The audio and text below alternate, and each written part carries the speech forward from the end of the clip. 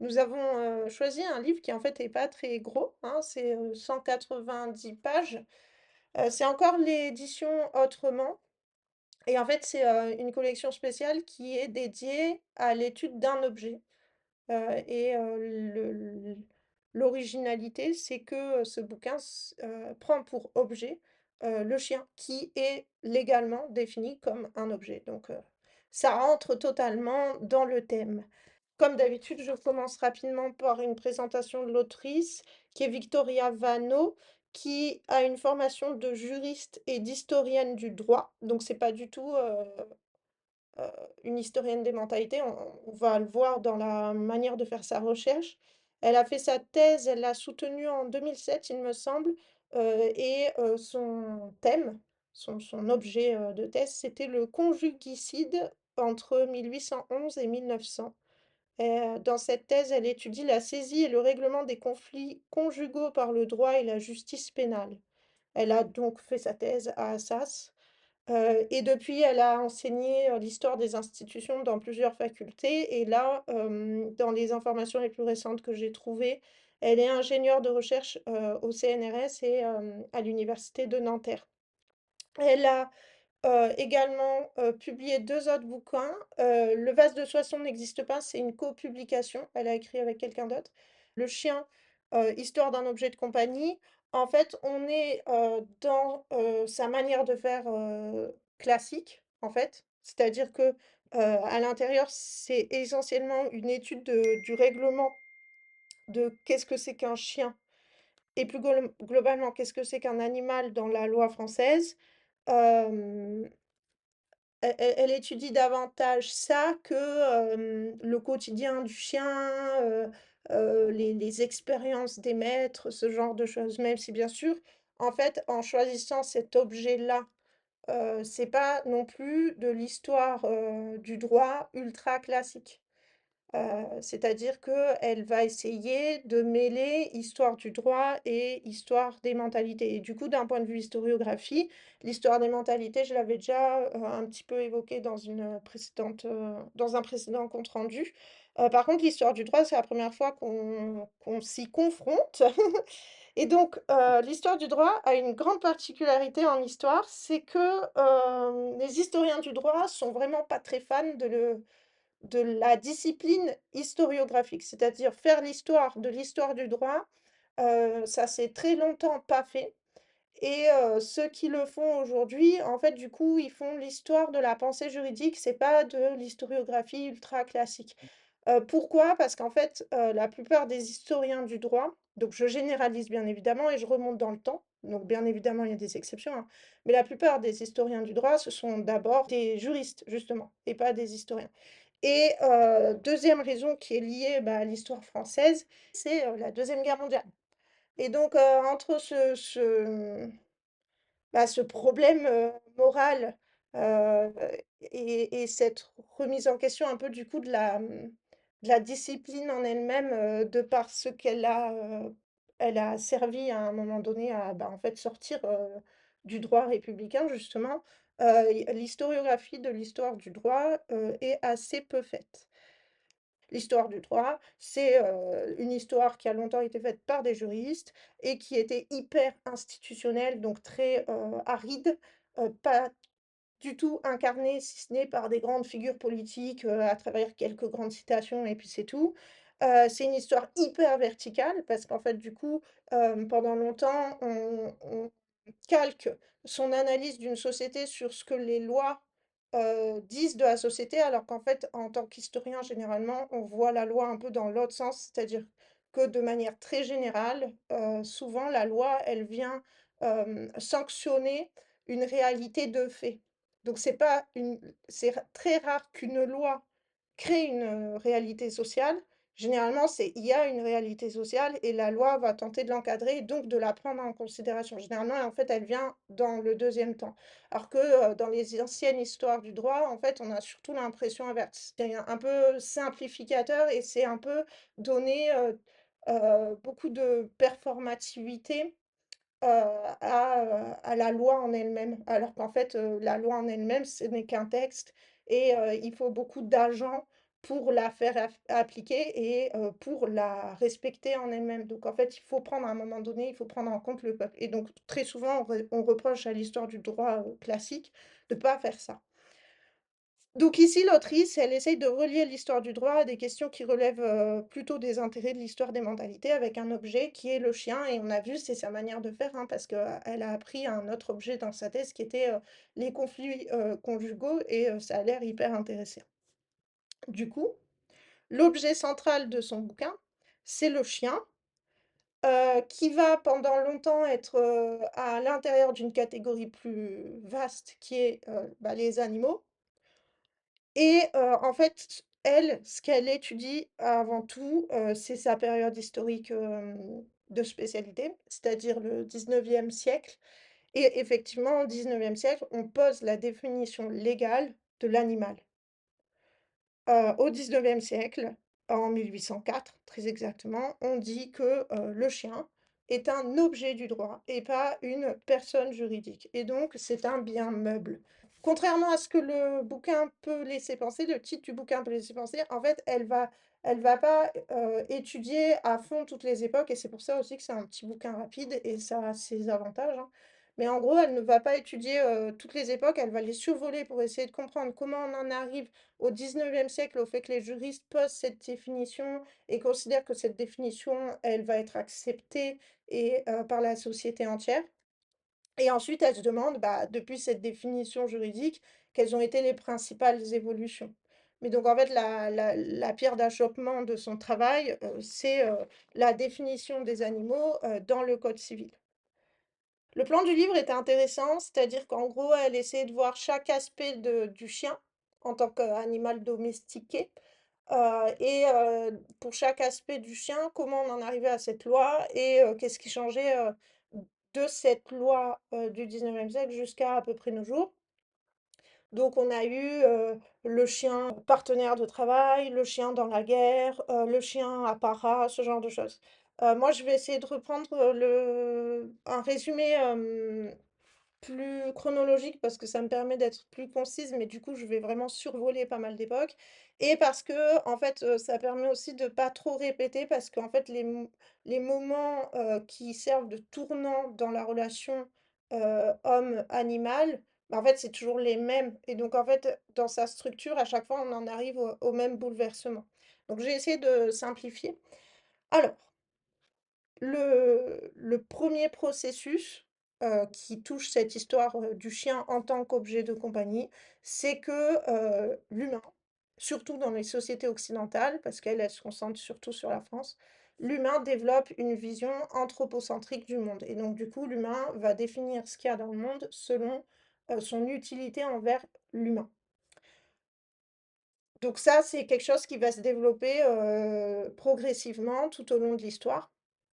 Durant l'Antiquité, au moment où les Hébreux, fondent la base du judaïsme, ils vont développer une vision très négative du chien, essentiellement en fait, en posture face à la zoôlatrie égyptienne où le chien au contraire est érigé comme un dieu et donc du coup dans l'Ancien Testament, les figures de chiens sont, négatives et ça va être repris pour l'essentiel dans le Nouveau Testament, même s'il y a quelques petits passages où le chien renvoie un petit peu à la fidélité, où le chien va soulager, la misère, notamment, de la figure de Lazare, ce genre de choses. Mais en fait, ce qui lui est, reproché tout au long, c'est qu'il a un appétit d'ogre et que son appétit, il est hybride. Donc il peut manger de la viande comme il peut manger, des, végétaux. Et donc ça va développer une image hyper négative, de l'animal. Pendant ce temps, dans l'Antiquité grecque, on va avoir des débats philosophiques. Aristote et les stoïciens considèrent que les animaux sont inféodés, à la réalisation du bien-être humain et ça, c'est une vision qui va être très longtemps reprise et qui va être encore dominante aujourd'hui, hein, dans les sociétés occidentales. On va un petit peu justifier ça en disant que le chien est prisonnier de son instinct et son instinct, bah, là, on va reprendre certains, topoi qu'il y a dans, l'Ancien Testament. Son instinct, c'est la gourmandise, c'est de manger, jusqu'à, plus que satiété, ce genre de choses. Il y a quand même des, avis minoritaires. Il y a même des penseurs comme Plutarque qui vont, développer la métempsychose, c'est-à-dire qu'ils considèrent que l'âme humaine peut se réincarner dans le corps animal et que donc dès lors qu'on fait du mal à un animal, on fait du mal à une âme humaine. Plus tard, le droit romain va définir, les animaux comme des bêtes et les bêtes comme des objets, comme des choses. Donc ça va être repris, dans le droit, français au 19e siècle. Au Moyen Âge, alors là, le Moyen Âge, c'est l'époque sous laquelle elle a été la plus, rapide, malheureusement, classique de l'histoire du droit. Alors au Moyen Âge, il y a plein de lois, contrairement à ce qu'on peut croire, mais elles sont très locales et du coup, quand on fait une histoire assez, synthétique, bah, souvent ça passe à la trappe. Mais en gros, elle, ce qu'elle nous dit, elle va reprendre les gros écrits. Pour Augustin, le chien, en fait, ça va être la figure du converti et que donc derrière la meute, démoniaque, il va y avoir les chiens qui sont les serviteurs de Dieu et qui vont, chasser les hérétiques. Donc le chien va devenir une image un peu plus, positive. Pour autant, dans la majorité de l'Église, catholique, la vision, du chien, elle est complètement dénuée d'empathie et de sensibilité, et donc ça reste une chose. Ça reste pas un animal qui peut avoir mal, ce genre de choses.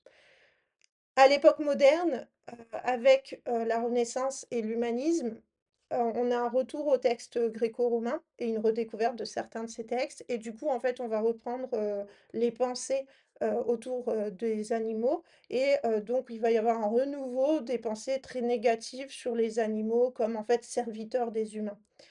Ceux qui vont critiquer ce retour un petit peu à une vision très négative des animaux, ça va être par exemple Montaigne et en fait, ils vont être très mal vus par l'Église, qui voit dans leur critique par rapport aux animaux, une critique de l'ordre social. Pourtant, ces critiques-là, elles sont très nombreuses et en fait, contrairement à ce qu'on va pouvoir penser du fait de la définition juridique des animaux dans le code civil français en 1804, en fait, elles vont être majoritaires. Donc, à l'époque moderne, la majorité considère les animaux comme des êtres, sensibles qui peuvent avoir mal, qui peuvent être tristes, qui peuvent être heureux, qui peuvent avoir, du plaisir. Mais ce qui va se passer, c'est en 1637, Descartes va publier, son discours de la méthode, dans lequel il va dire beaucoup de choses et il va s'intéresser aux animaux et il va, définir la théorie des animaux-machines. C'est-à-dire qu'un animal, selon Descartes, n'a pas de conscience, n'a pas de faculté de penser. Ça vient, avec sa réflexion sur la distinction matière-esprit. Pour Descartes, il n'existe que des corps matériels et des âmes spirituelles. Une âme spirituelle est une âme immortelle. Donc pour lui, un animal ne peut pas disposer d'âme, puisqu'un animal est matériel et que l'âme spirituelle est immortelle. Donc si l'animal ne peut pas avoir d'âme, il ne peut pas avoir de raison et donc il ne peut pas avoir de sensibilité. Sa théorie, à Descartes, elle va préserver, l'Église, en fait. C'est-à-dire qu'en mettant en avant l'âme humaine comme une âme intellectuelle, immatérielle, parente avec le divin, il va opposer l'âme animale qui est matérielle et en fait, donc ça va renforcer la vision du monde, religieuse, chrétienne et du coup, lui, il va être beaucoup repris dans les milieux, savants et religieux, sans pour autant que sa théorie devienne majoritaire, au niveau de l'opinion publique, globale, quoi. Ce qui va beaucoup arranger l'Église, c'est qu'en fait, dans sa définition de, ce qu'est l'animal, ben, en fait, les souffrances animales, elles sont, niées et donc on peut pas, demander un peu des comptes, quand on a une crise de foi, on peut pas demander des comptes à Dieu en disant: «Mais pourquoi il y a de la souffrance animale?» puisqu'en fait, cette souffrance-là, elle n'existe pas selon ce point de vue-là et en plus, bah, ça justifie la suprématie humaine en, libérant toute considération morale et même, criminelle, quoi. Si on voit un homme, se défouler sur son animal, on va pas, être choqué parce qu'on considère que si l'animal crie, c'est juste que la machine, elle est un peu déréglée, mais c'est pas qu'il a mal, en fait. Voilà, en gros. Ça va être encore plus radicalisé avec un disciple de Descartes qui est l'abbé Malebranche, qui pour lui, vraiment l'animal, c'est une horloge. C'est un automate. la théorie de l'animal automate, elle est ultra radicale, elle est peu suivie, mais elle va quand même exister. Il y a des gens qui vont, dès le début, contredire Descartes et surtout, Malebranche, avec Locke notamment, qui dit bien que, si l'animal est sans parole, sans réflexion intellectuelle, sans connaissance intellectuelle et sans inquiétude métaphysique, il a une sensibilité, il a une émotion, il a un langage, il a un raisonnement qui est concret. Pendant, le courant des Lumières et ensuite la Révolution française, la majorité, des penseurs, va être anti, Descartes, sur le point de vue de l'animal. Mais au XIXe siècle, la définition juridique va reprendre le cartésianisme. Donc on reprend le fait que l'animal est un automate, une machine, pour justifier moralement, des réalités du XIXe siècle. Le bien-être animal, c'est pas quelque chose qui est pris en compte. L'animal, il doit justifier son salaire et donc il est là pour travailler et ça va être surtout mis en avant par le milieu scientifique parce que, au XIXe siècle, ça va être la grande mode, des vivisections sur les chiens.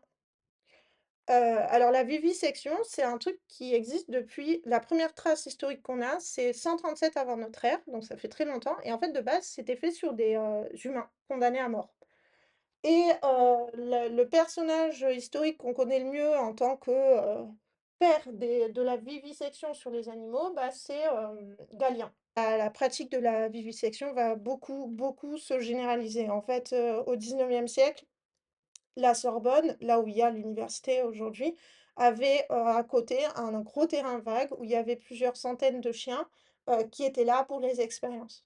Rien qu'à ce stade, on voit la grosseur du phénomène et donc il va y avoir des attaques, parce que, bah, c'est ultra violent quoi, on opère à vif, un animal, on fait des expériences, dessus alors qu'il est vivant.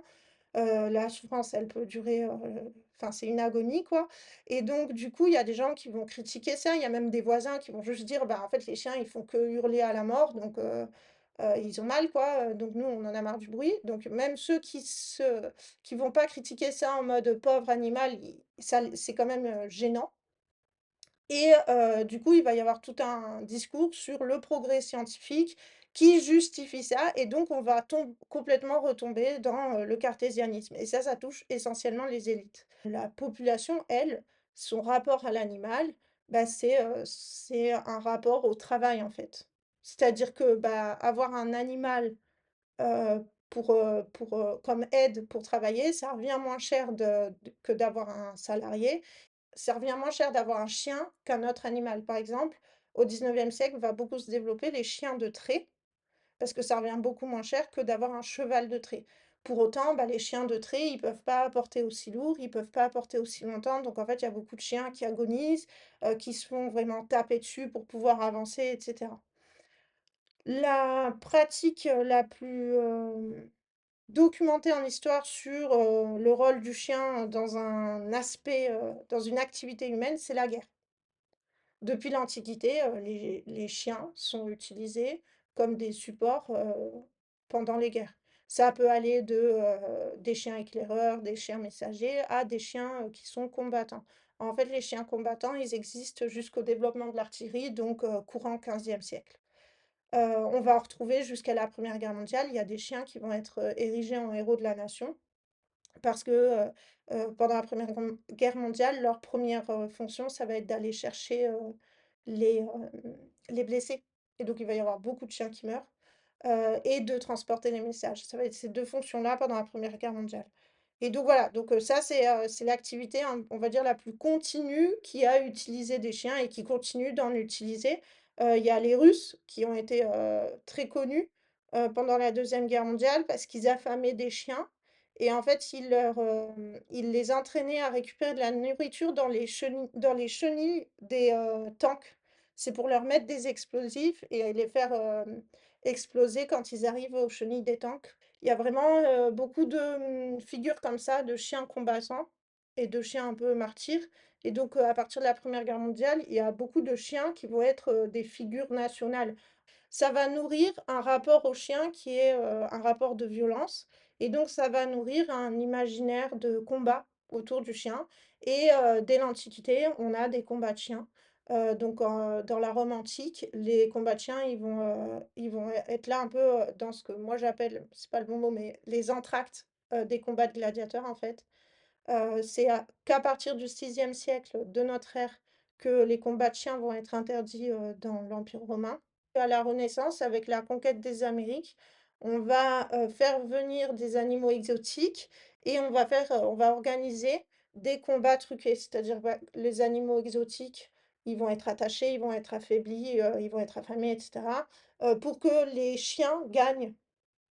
Donc c'est un combat à mort, hein, c'est pas pour, préserver les chiens, mais le but, en fait, c'est de faire un peu un duel de ce que la nature peut créer versus ce que l'humain peut créer parce qu'à ce moment-là, les chiens, bah, ils ont été complètement domestiqués. Il y a déjà des spécialisations dans les races et cetera. Donc voilà, il y a un côté un peu, très, ego trip dans ces, combats-là qui sont des combats, aristocrates. Ces combats, vont ensuite se populariser jusqu'à être interdits en 1833 à Paris, mais dans les faits, ils vont continuer, mais de manière beaucoup plus discrète, à l'intérieur, dans des arènes à l'intérieur des immeubles, de manière illégale et du coup, là, on passe à un combat entre chiens ou alors, et ça, c'est les Anglais qui nous donnent cette mode, des chiens contre, des rats et en gros, la préfecture va fermer les yeux. Ça s'arrête ensuite. À peu près vers la Première Guerre mondiale parce que, bah, déjà on a besoin de chiens pour autre chose. On va avoir ensuite ce côté un peu héroïque du chien qui fait que globalement, il y a plus de combats de chiens, en tout cas plus aussi populaires et aussi réguliers, jusque dans les années 1990 et là, c'est une nouvelle analyse sociale du combat de chien. C'est-à-dire que, c'est, un combat 100% populaire. Alors qu'avant, il y avait les bourgeois qui s'encanaillaient avec le peuple pour aller voir ces combats-là. Là, c'est vraiment 100% populaire. C'est relégué, dans la marge urbaine, donc ça va être des combats, de chiens, dans les banlieues, dans les quartiers populaires, avec les HLM et à ce moment-là, c'est un type de chien qui est choisi, pour, heu, représenter la virilité, le courage et qui va en fait servir un peu, pour, régler des comptes entre, bandes rivales et donc c'est, le début de la figure du pitbull, qui encore une fois est une race de chien. Là, quand je dis race de chien, je parle des Amstaff, mais en gros les pitbulls, c'est des bâtards issus des Amstaff. Mais en gros, c'est une race de chien qui a été créée par les Anglais pour les combats de chiens. Donc voilà. Ça, c'est, le grand le grand trait qui traverse, les rapports, humains, chiens dans le travail, en fait, bah, c'est la violence. Bien évidemment que, le chien, il va être utilisé, dans beaucoup de travaux agricoles. Comme j'ai dit tout à l'heure, du coup, avec cette fonction-là, d'animal de trait, en fait, le chien va être de plus en plus, battu, dans l'espace public parce que, bah, ça reste des chiens et ils peuvent pas faire, ce qu'un cheval fait et pas mal de maîtres ne le comprennent pas et donc vont aller, jusqu'au bout de la violence. Et du coup, en 1855, on crée un impôt, l'impôt canin, qui va disparaître en 1972, donc il a une certaine durée de vie. Alors pour que cet impôt, passe d'un point de vue opinion publique, ça va être un espèce d'impôt qui est créé au nom de la police, de l'hygiène et donc du contrôle du nombre, de chiens qu'il y a dans les villes et donc il va être créé au nom de la lutte contre la diffusion, de la rage, contre le trop grand nombre d'abandons de chiens, ce genre de choses. Mais en fait, ça va avoir un effet inverse, c'est que beaucoup de gens vont essayer de ne pas payer l'impôt, donc il va y avoir beaucoup de gens qui vont resquiller, c'est-à-dire qu'ils vont déclarer leur chien dans une catégorie qui fait qu'ils ne payent pas beaucoup. Par exemple, si c'est un chien de trait, on paye moins que si c'est un chien d'agrément et il y en a beaucoup qui vont, quand, la police va venir pour, prélever l'impôt, bah, ils préfèrent se débarrasser du chien donc on va avoir, une explosion de cadavres de chiens, dans les, cours d'eau, et on va avoir, énormément de chiens qui vont être abandonnés et donc il va y avoir une explosion de la diffusion de la rage et cetera. Ce qui va créer un nouveau métier, le métier de ramasseur de chiens, qui est payé aux chiens ramenés à la fourrière. Donc c'est 1,50 € le chien ramené à la fourrière. À l'époque, c'est l'équivalent du salaire pour un jour de travail pour un ouvrier. Et un jour de travail pour un ouvrier, à l'époque, c'est minimum 10 heures de travail.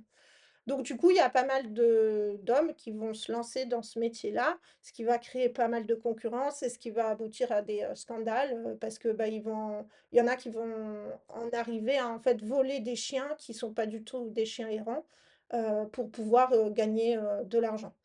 Une fois que les chiens sont à la fourrière, ils sont tués au bout de 2 ou 3 jours, en fait. Du coup, il y a tout un débat sur comment est-ce qu'il faut les tuer. Et de manière assez intéressante, on arrive au début du XXe siècle et on va expérimenter des boîtes dans lesquelles on met jusqu'à 40 chiens et on va tester différents gaz, pour voir, combien de temps ils mettent pour mourir. Et donc on a, des sources qui expliquent, que, le gaz, d'allumage, c'est vraiment, jusqu'à 1 heure d'agonie, alors que le gaz, carbonique, c'est juste, une quinzaine de minutes. Bref, voilà. Donc c'est assez intéressant parce que, bah, on invente des boîtes à gaz pour tuer massivement des chiens avec l'objectif de les tuer, le plus rapidement possible. Donc en gros, on en arrive doucement, au tournant du 19e siècle qui est, l'animal défini comme un objet du droit et pas une personnalité du droit, donc comme un bien meuble et donc il rentre dans la propriété privée de l'humain. Ça va du coup, aller progressivement vers une distinction de plus en plus nette entre animal sauvage et animal domestique. À partir de cette loi, l'animal sauvage n'a aucune protection juridique et progressivement, on va s'intéresser aux animaux domestiques et vous l'avez entendu, il y a du chemin à faire pour le bien-être animal. Ça ne veut pas dire que, il y a pas d'affection pour les animaux domestiques ou même juste pour le chien. On le voit, dès la Renaissance, le chien, va être un chien d'agrément de l'aristocratie. Il va être, représenté sur beaucoup de figures dévotes, pour montrer que, il y a une fidélité qui renvoie un petit peu, à la foi, du croyant envers son seigneur et cetera. Donc il va avoir, une image plus positive. Cette, habitude d'avoir un chien d'agrément, elle est aristocratique et puis ensuite elle va se diffuser à la bourgeoisie. Plus ça va se développer, plus, on va avoir des sources qui parlent d'une sensibilité qui relie le maître à l'animal, et qui va faire un petit peu bouger les choses. Donc souvent, c'est en Angleterre que les questions de lutte contre la maltraitance, ce genre de choses vont être posées. En France, on a toujours un ou 2 wagons de retard. En 1845 en France, la SPA est créée par des figures assez, importantes, dont le préfet de Paris. Elle va être moquée par la presse et en même temps, elle va avoir un budget et un lieu. Heu, Elle va avoir un assez grand lieu et en fait, très vite, il va y avoir beaucoup de chiens qui vont être mis à la SPA et donc le but de la SPA, c'est de ne pas faire comme les fourrières, c'est-à-dire de ne pas tuer les chiens, mais de les soigner, de récupérer des chiens errants et d'en faire des chiens qui puissent être ensuite, récupérés par des humains.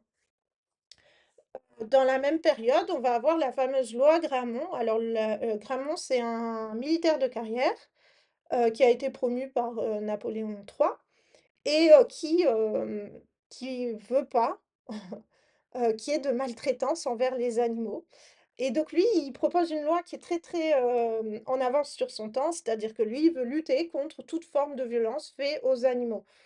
Ça va être très moqué par les députés qui vont tailler dans la loi et en fait, à la fin, il y aura plus qu'un seul article qui interdit la maltraitance publique sur un animal domestique de la part du propriétaire. C'est très précis et ce n'est qu'une contravention. C'est pas un délit, c'est pas un crime. Donc cette loi, elle va pas faire peur et elle va pas beaucoup changer les pratiques. En 1855, on a cette fameuse loi sur, l'impôt canin qui va du coup, redoubler, non pas les coups portés au chien, mais, le fait de tuer son chien. Donc, peut-être que publiquement, il va y avoir un peu moins de coups portés au chien, mais, dans la sphère privée, beaucoup de gens vont choisir de se débarrasser de leur chien. sachant qu'à l'époque, quand on se débarrasse de son chien, généralement on le noie, c'est une pratique, assez courante, quand on prend une autre, solution pour le tuer, on le jette aux ordures, comme une poubelle, quoi. Et donc du coup, il va y avoir vraiment un gros problème, sanitaire, parce qu'il va y avoir énormément de cadavres qui sont jetés et les équarrisseurs, ils vont être débordés, enfin voilà, on est vraiment dans un moment où, la violence que subissent, les chiens est très, très visible.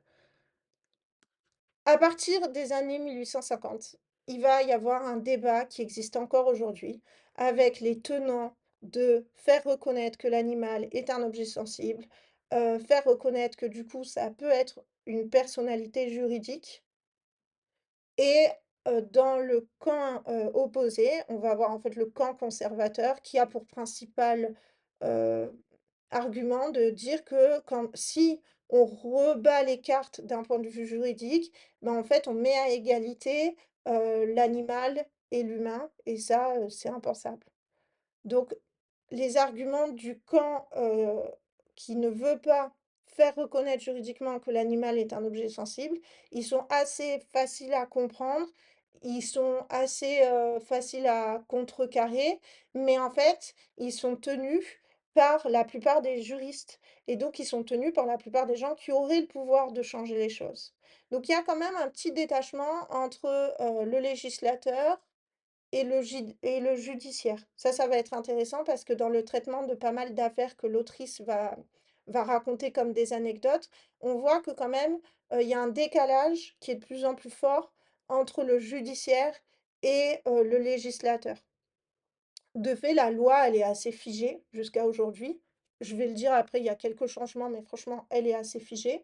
Mais les pratiques, notamment judiciaires, vont pas mal varier avec, je prends un exemple qu'elle va développer plus tard, mais notamment la question de, quand un couple divorce, la question de, bah, qui récupère le chien et quand ça se passe pas bien, il y a des juges qui vont aller jusqu'à créer un système de garde proche, de ce qu'on fait pour les enfants du couple, en fait. Et là, on est vraiment à l'opposé de, ce que le législateur, a écrit et de ce que les théoriciens juridiques, les juristes, considèrent, en tout cas pour les, conservateurs.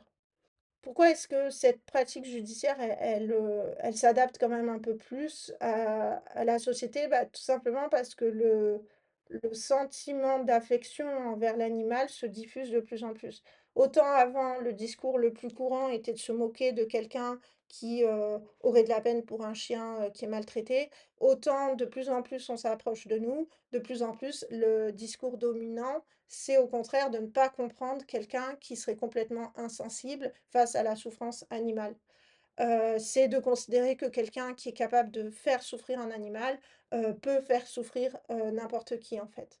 Donc ça va, quand même, hem, augmenter les effectifs, de ceux qui luttent pour les droits des animaux et en même temps, va y avoir un affaiblissement de ces luttes parce qu'elles vont se cloisonner et donc en fait, il va y avoir, les défenseurs, des droits, des chevaux, les défenseurs des droits des chiens et en fait, il va y avoir plein de petits sous-groupes comme ça et donc cette lutte-là, elle n'est pas assez, heu, unificatrice pour avoir, à un moment donné, un vrai bascule et un vrai changement dans la loi. Pour autant, elle existe, depuis 100-150 ans et elle arrive régulièrement à reposer les questions aux législateurs qui, globalement, essayent de s'adapter. Donc, par exemple, en 1959, donc plus de 100 ans après la loi Grammont, elle va être un petit peu modifiée, c'est-à-dire que les peines ne sont plus juste des contraventions, des amendes, elles vont être un petit peu aggravées, mais on ne rentre pas non plus dans le domaine du délit.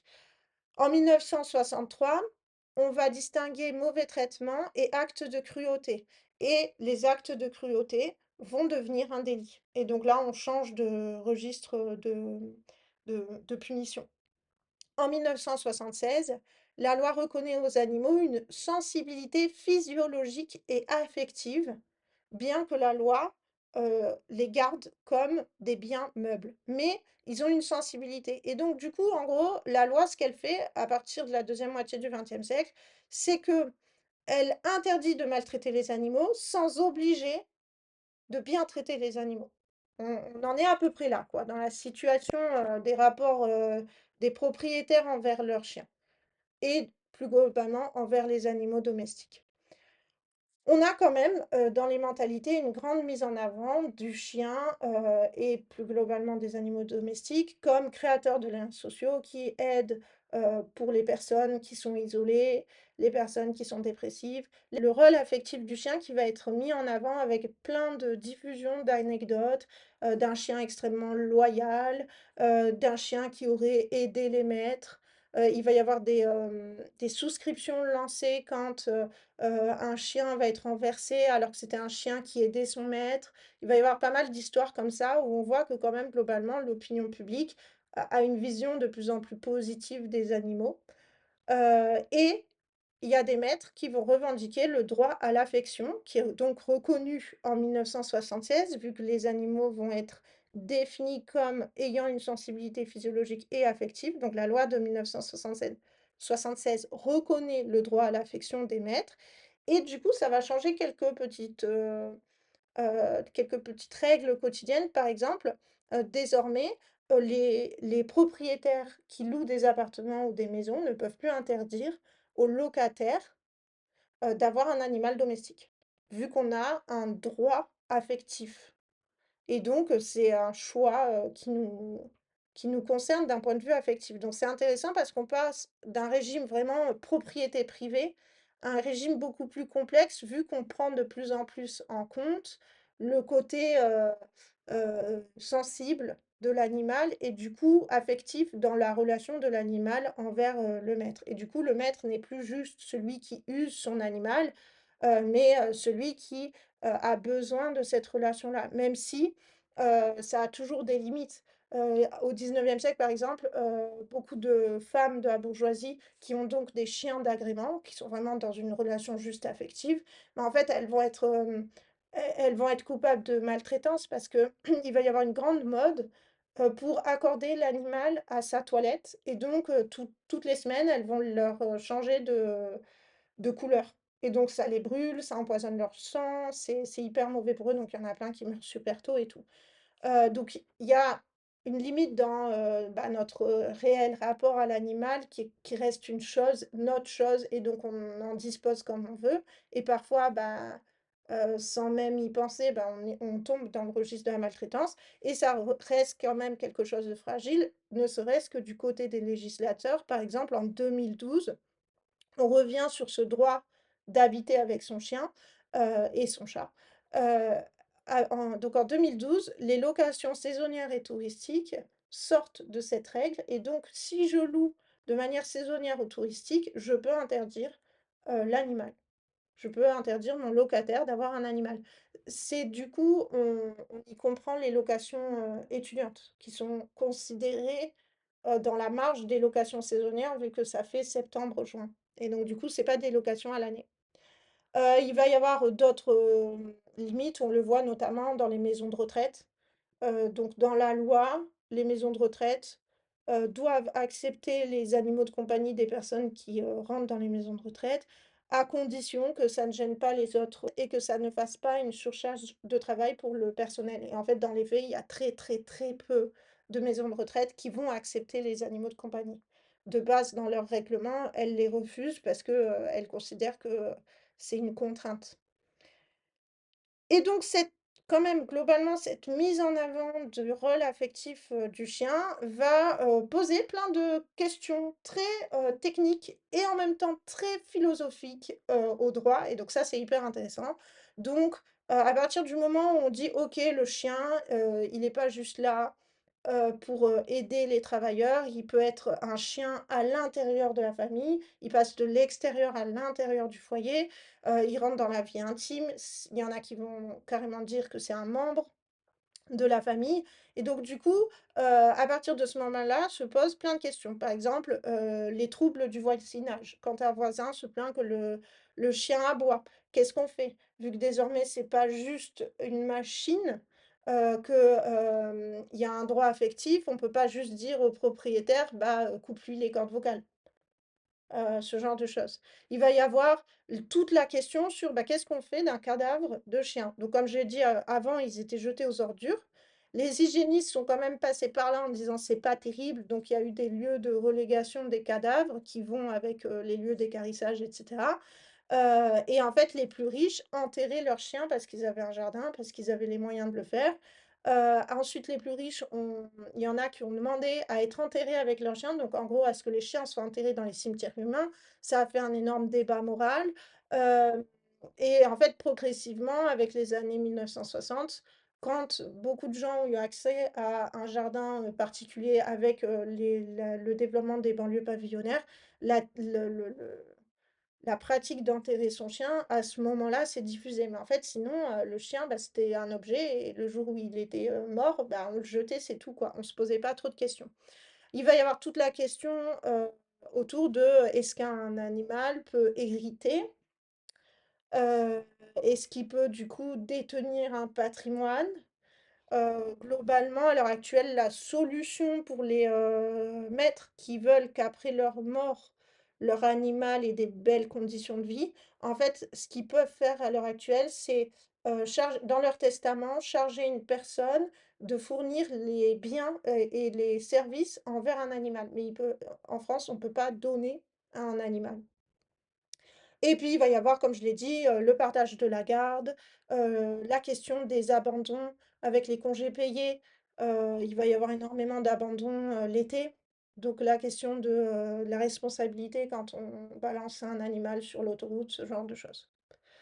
On en arrive donc à la deuxième moitié du XXe siècle et il y a un truc important, un symbole et ça reste un symbole, c'est la Déclaration universelle des droits de l'animal qui a été signée à la maison de l'UNESCO à Paris. C'est intéressant parce que la France ne reconnaît pas cette déclaration, ne la suit pas, mais ça a été fait en France et c'est un effet symbolique. Il y a 14 articles, elle est écrite sur le modèle de la Déclaration, des droits de l'homme et du citoyen et donc je vous lis. Article premier. Tous les animaux naissent égaux devant la vie et ont les mêmes droits à l'existence. Article 2, il est coupé, il est simplifié.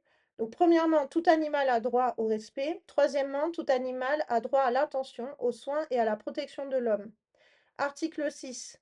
Tout animal que l'homme a choisi pour compagnon a droit à une durée de vie conforme à sa longévité naturelle. Article 7. Tout animal ouvrier a droit à une limitation raisonnable de la durée et de l'intensité du travail, à une alimentation réparatrice et au repos. Article 10. Nul animal ne doit être exploité pour le divertissement de l'homme. Article 14.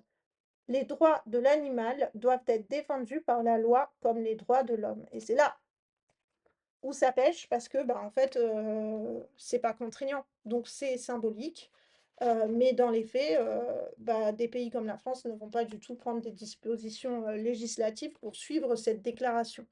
La dernière loi en date, elle a eu lieu en 2015. Donc après, que le livre soit, sorti, mais j'ai pris une nouvelle édition et du coup, l'autrice, elle a fait un post-scriptum, en 2020 qui fait le point justement sur cette loi. C'est un peu comme la déclaration de 1978, c'est-à-dire, heu, que, symboliquement, il y a un gros changement et en fait, juridiquement, pas tant que ça.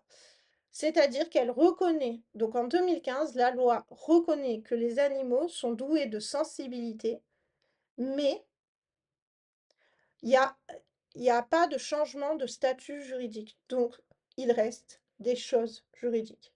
Alors qu'une chose n'est pas douée de sensibilité. C'est bien là le nœud du problème d'un point de vue, purement juridique, en fait. Si c'est une chose, ça peut pas être sensible.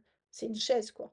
Si c'est pas une chose, alors c'est une personne juridique, mais alors à ce moment-là, c'est dans la même catégorie que les humains et ça, c'est impensable pour, encore beaucoup de gens, aujourd'hui. Et donc du coup, en gros, la loi de 2015, elle revient un petit peu sur, ce qui est dit en 1976, qui disait que les animaux avaient une sensibilité physiologique et affective. Ça enlève ça, ça dit sensibilité dans son entièreté. Mais, les animaux ne sont toujours pas des personnes juridiques et donc dans les faits, bah, il est encore légal en France, bah, de faire de la tauromachie, ce genre de choses, que si on suit la déclaration de 1978 et si les animaux avaient une personnalité juridique, ça serait plus possible. Mais est-ce qu'il y aurait d'autres choses qui t'auraient spécialement marqué dans les manques ou dans les richesses de l'eau? Ouais, Alors, heu, donc moi ce qui enfin, quand j'ai compris que ça allait être de l'histoire, du droit, je me suis dit: «Ouille», et en même temps, bah, tant mieux parce que j'en lis assez peu. Moi, ce qui m'a marqué, c'est que c'est très peu sourcé et c'est là où moi je fais un peu, la grimace, c'est qu'en fait, c'est peu sourcé, c'est, du coup, des références très, connues, on va dire, même si on connaît pas forcément la position d'Aristote sur les animaux. Bon, bah, voilà, on va te dire Aristote, on va te dire Descartes, on va te dire Rousseau, on va te dire ce que tu voit déjà comme repère historique, dans l'histoire de la pensée et en même temps, on n'a pas assez, le point de vue, du bas. En même temps, franchement, l'objectif de la collection, est vraiment de faire des synthèses, donc je pense que c'est voulu. Heu, mais ouais, les références, elles sont classiques, c'est peu sourcier et il y a pas mal de périodes historiques qui sont, très survolées. Il y a pas le lien avec, en fait, il y a pas le lien avec la domestication. Je comprends qu'elle soit pas partie dans, je vais pas faire la genèse de, comment, l'objet de compagnie du chien a été créé. Ça, je le comprends, mais certaines de nos représentations de l'animal, elles sont très anciennes et elles sont aussi liées à nos représentations du moment où l'animal sauvage est devenu domestique. Donc ça, j'ai trouvé ça dommage. Après, en termes de points forts, moi, globalement, ça reste une bonne lecture. Ça se lit vite. T'es pas spécialiste, je pense que c'est le genre de bouquin, je suis pas spécialement fan d'histoire ou spécialiste du sujet, bah, ça reste vachement accessible. Je pense que c'est un très bon bouquin de vulgarisation et qui, du coup, heu nous donne vraiment l'enjeu central et quand on lit peu d'histoire juridique, c'est quand même très intéressant qu'on nous rappelle à quel point, heu, normer une réalité, bah, c'est être en dehors de cette réalité et en même temps, ça change tout après. C'est-à-dire que poser une norme juridique sur un phénomène social, c'est pas transformer ce phénomène social. Il n'y a pas cette puissance performative immédiate, mais par contre, en fait, ça transforme beaucoup nos représentations et derrière, c'est notre référence. Donc, personnellement, moi, je savais que le chien, c'était considéré comme un objet. Et en fait, je me suis jamais posée en me disant, mais en fait, jusqu'où ça peut aller comme conséquence très concrète sur, bah, je suis propriétaire d'un chien, quel droit j'ai, quel devoir j'ai, mon chien, qu'est-ce qui peut lui arriver? J'ai trouvé ça, hyper intéressant et que, bah, les références des, législateurs, soient, pas du tout partagées par la population. Tant parce que, bah, ils reprennent le cartésianisme qui, en fait, ne fait pas l'unanimité dans l'élite, que parce que, pour eux, un animal, c'est un animal de la bourgeoisie, alors que pour la plupart des gens, l'animal, c'est l'animal qui aide, et pour la en fait, au moment où elle est posée, cette loi, la majorité des chiens, ils sont dans le travail agricole. Donc, ils sont jamais rentrés dans la maison, on leur donne les restes de repas quand il y en a.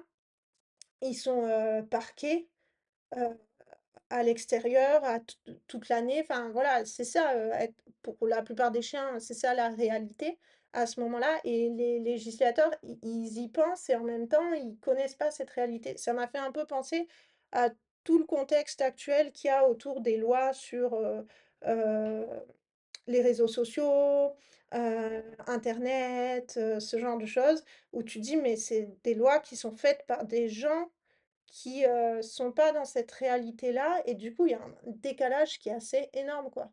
Les références utilisées sont pas du tout celles, que si je faisais justement l'histoire par le bas, je verrais, en fait. Voilà. enfin, elle aborde absolument pas, vu que c'est quand même sur l'histoire du droit, tous les procès qu'il y a pu avoir sur des animaux. Il y a encore des procès de Si chiens au 19e, hein, donc À partir du XIIIe siècle, il y en a très exceptionnellement, c'est-à-dire un chien, va être mmh accusé, d'un délit et en fait la question c'est, d'un délit ou d'un crime d'ailleurs.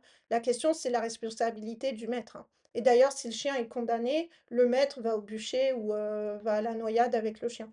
Et donc ça existe et en fait, au 19e siècle, ça va être très à la mode, donc ça va être beaucoup repris dans les journaux et il va y avoir ce qu'ils appellent des procès d'animaux au 19e siècle, mais qui n'ont rien à voir avec ce qu'on imagine, qui correspond davantage à une époque, médiévale et début de l'époque moderne. C'est-à-dire qu'en fait, c'est des,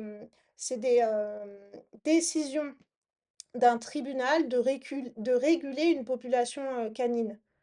Mais ça va être, diffusé par la presse comme, des procès à l'ancienne. De même que, au Moyen Âge, il y a beaucoup OK, la figure, du chien, qui est capable, du chien dont le maître a été assassiné et qui est capable de dire qui est le coupable et qu'on fasse la justice à travers ça.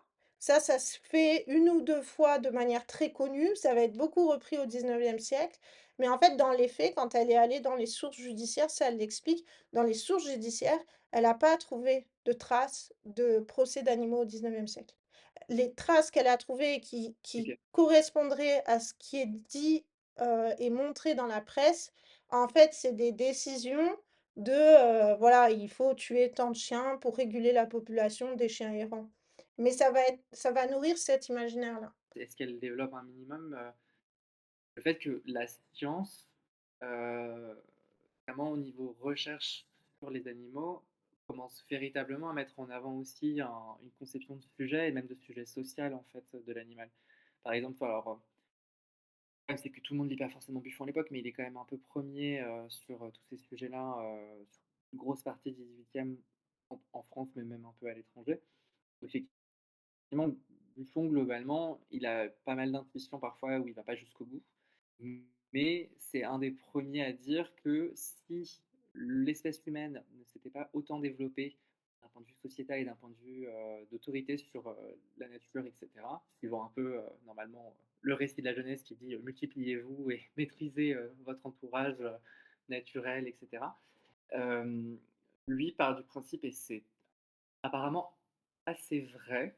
Ça il y a des preuves scientifiques actuelles, sur certaines espèces d'animaux qui vont dans ce sens, que si en gros on avait foutu la paix à pas mal d'animaux, ils auraient développé des aspects sociétaux proches des humains en réalité et cetera. Et est-ce que et donc ce qui change une visibilité, une vision, de l'animal qui est plus du tout mécanique, qui est sensible et qui est même social et qui pourrait effectivement avoir, évolué différemment si l'humain n'avait pas, agi sur lui.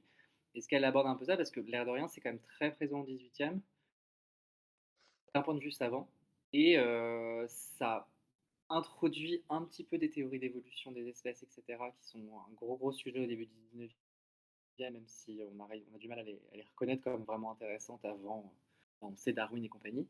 Mais est-ce qu'elle l'aborde? Parce que est-ce que ça peut donner un climat aussi pour réfléchir d'un point de vue juridique dans la foulée au 19e sur ces sujets-là? Bah, alors du coup, en fait, Buffon, il fait partie, donc même s'il a, comme tu l'as dit, Heu, il a des réflexions qui sont novatrices et qui vont plus loin. Lui, en fait, il fait partie au 18e, de la majorité de la pensée savante qui est, loin, d'aller dans le sens de Descartes. Mais en fait, au 19e, cette pensée-là, elle va être mise en minorité par les juristes et au contraire, Mmh. au nom du progrès, on va justifier de, réduire le chien Ah oui. à l'état, d'un animal. Donc, non, non et Darwin, il va être, donc tout ce qui est, théorie de l'évolution et cetera, y compris des gens qui reprennent Darwin, qui le citent et cetera, pour, dire: «Mais non, l'animal n'est pas une machine, n'est pas une chose». C En fait, ça va être mis en minorité par, le code civil. Donc en fait, il y a un Mmh. Oui, ce c'est que, bascule-là ouais, et Buffon, elle le, servir les intérêts des humains avant tout, quoi. c'est ça et Buffon, elle en fait pas une, séquence à part. La seule chose où il y a vraiment eu, de son point de vue très synthétique et tout, mais où il y a eu vraiment eu une, amélioration qui semble être linéaire, c'est, donc je suis dans la société, française, hein, c'est le fait, c'est les pratiques liées à est-ce qu'on mange du chien ou pas?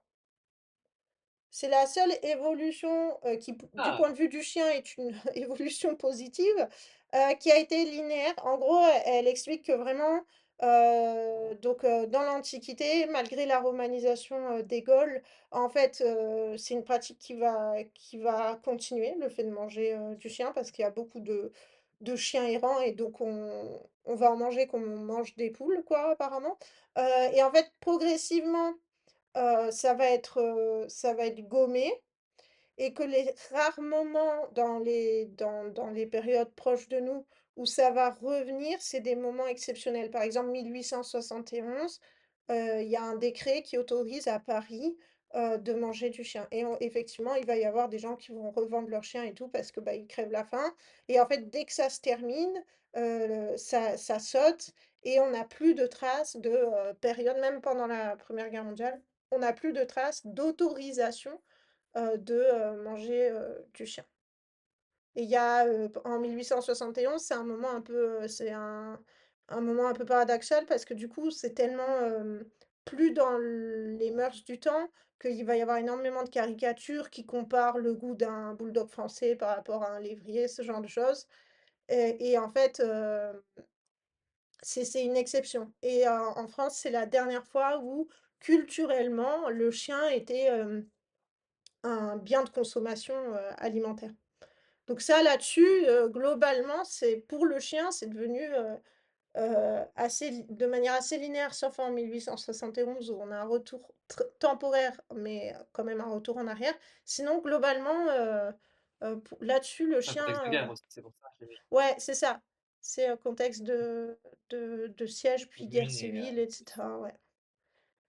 Donc voilà, mais c'est le seul truc où tu te dis: «Bon, l'évolution, elle est finalement, linéaire. Sinon, en fait, elle est très complexe parce que tu sens que tout l'enjeu, il est là. Il est pour l'homme de, lâcher, sa vision où il domine le reste de la nature et où la nature a été, heu, est là pour lui servir, quoi, pour le servir.